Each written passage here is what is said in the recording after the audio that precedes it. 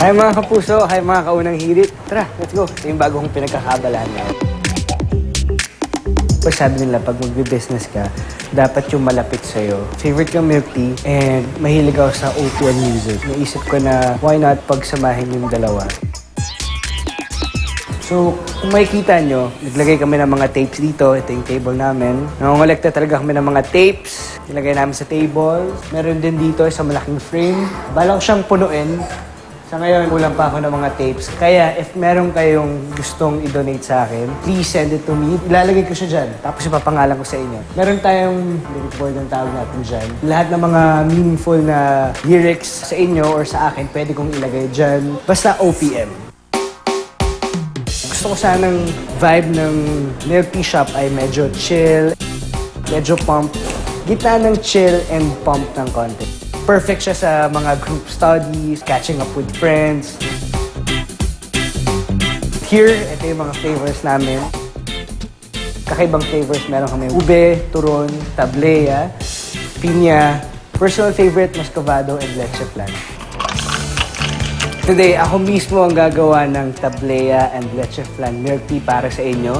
So, if maabutan nyo ako dito, nandito ako sa shop, ako talaga yung gagawa personally. Kaya, ito na. Tablea and leche flan milk tea. Let's go. Okay, una natin gagawin. Leche flan milk tea. Okay, so maglagay muna tayo ng tea. Haluin natin siya. This is my favorite part.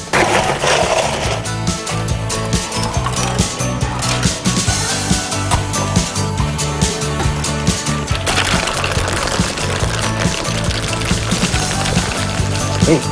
Isang malaking factor sa milk tea ang consistency ng pearls. So, if maganda yung pearls mo, ibig sabihin, malaking chance na masarap yung milk tea.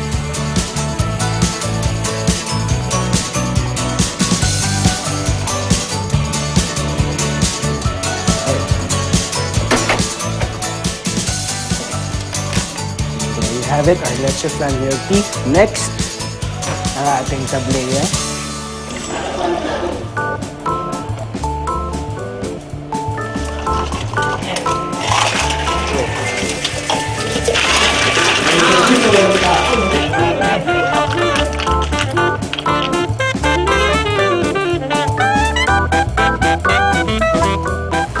Okay guys, mga kaunang hirit, ito na ang ating tablea milk tea and leche flan milk tea.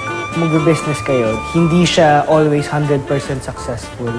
It's always a risk talaga, but calculated risk dapat. Maraming salamat unang hirit sa pagpunta. Hihintayin ko kayo dito